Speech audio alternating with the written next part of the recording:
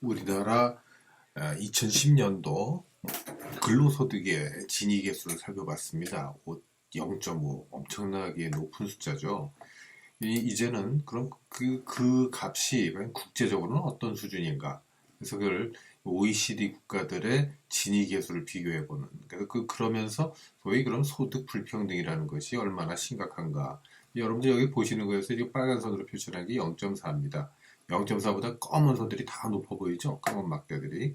검은 막대들은 바로 세전 소득의 진위계수 값들이고, 그 다음에 회색, 옅은 색은 세후 소득에 대한 진위계수 값들입니다. 뚝 떨어지죠? 대부분 뚝 떨어지는데, 안 그런 나라 하나가 딱 눈에 띄어요. 아주 세전 소득에 있어. 그러니까 이 얘기는 뭐냐면은 0.4가 넘으면 이제 소득 불평등이 심하다고 그랬는데, 불평등이 심한 값들이다. 그래서 대부분 불평등이 심했다가 세금을 많이 걷고 나서 소위 그 재분배를 하고 나서는 그러면 이게 여기 우리가 이제 개선도라고 합니다. 요 차이를 그러면은 이제 소득 그 불평등이 많이 개선이 돼서 그 이후에는 0.4 밑으로 다 대부분 분포하더라. 안 그런 나라 여기 하나가 딱 띄어요. 눈에 아주 눈에 확 띕니다. 어느 나라예요? 어느 나라? 이거 뭐냐면 무슨 얘기냐면은 그 수준이 원래 세전에도 평등한 거로 나오고 세후에도 평등한데 차이는 별로 없네. 그죠? 이게 개선도가 없다는 얘기입니다. 우리나라예요. 우리나라가 이 진위계수를 비교했을 때 참 독특한 나라였다 하는 걸 갖다가 여기서 한번 살펴볼 수가 있습니다. 그렇죠? 어느 정도가 소위 이제 불평등하고 그런 거냐. 그래서 이거 인컴 이퀄리티, 인컴 소득 평등도에 대해서, 소득 불평등도에 대한 것을 이 before tax와 after tax로 이제 비교를 해보면 이 값들을 뭐 물론 이제 위키피디아에서 찾은 겁니다. 근데 여러 종류의 이제 소득 불평등 그 지표가 있다. 그래서 이건 뭐냐 소득 10분위 배율, 즉 상위 10%가 하위 10%보다 몇 배 정도 많이 버느냐. 소득 5분위 배율은 상위 20%가 하위 20%보다 몇 배를 더 버느냐.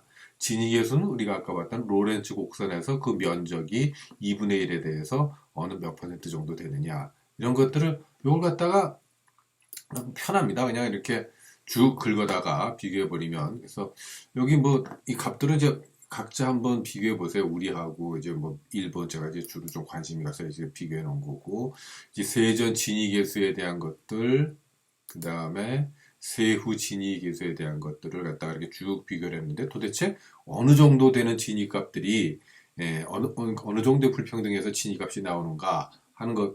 이거 갖다가 그 이제 21세기 자본을 쓴 토마 피케티의 책에서 한번 이제 쓱 빌려오면 이런 얘기가 됩니다. 요게 보통 총소득이에요. 그러니까 노동소득과 근로소득과 자본소득을 다 합했을 때 소위 상위 10%가 한 25% 정도 가져가면은 그래도 불평등이 굉장히 낮은 편이라고 합니다. 그리고 중간 정도, 유럽의 2010년대를 비교해서 중간 정도의 불평등도가 되면은 상류층이 한 35%를 가져가고 상위 10%가. 그 다음에 미국의 2010년 정도로 굉장히 심각한 정도의 높은 불평등이면 한 50% 정도 가져가고, 이거보다 더 심각하면 한 60%를 가져간다. 미국이 한 2030년대 뭐 그렇게 되지 않겠냐.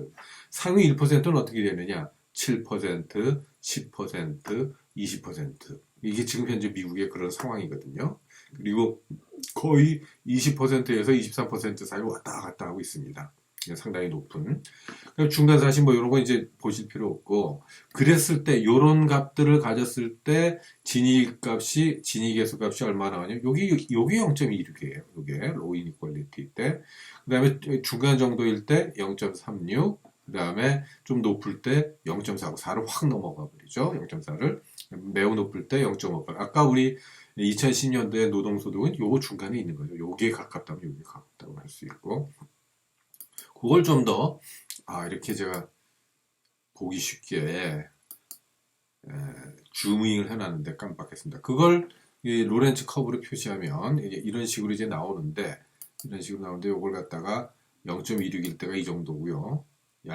얇죠? 그 다음에 아까 그 세 개의 곡선을 다 밑으로, 그러니까 점점 두터워지는 것을 이렇게 볼 수가 있고요. 그리고 이게 이제 노동임금에 대해서만 또 따로 따져본 건데, 그건 뭐 역시 이런 식으로 보시면은 노동임금의 그 지경이 또 어떻게 변했네. 0.19, 0.26, 0.36, 0.46 정도 이렇게 상위 1%.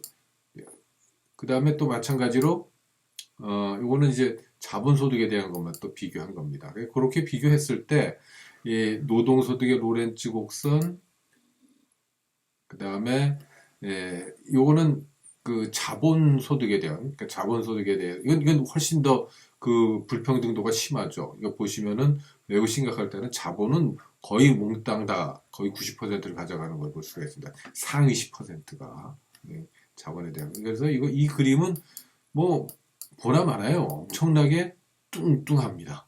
이렇게 뚱뚱해집니다. 이게 밑에 아주 매우 심각한 불평등도에서는 이게 거의 1에 가까워지는 걸 볼 수가 있죠.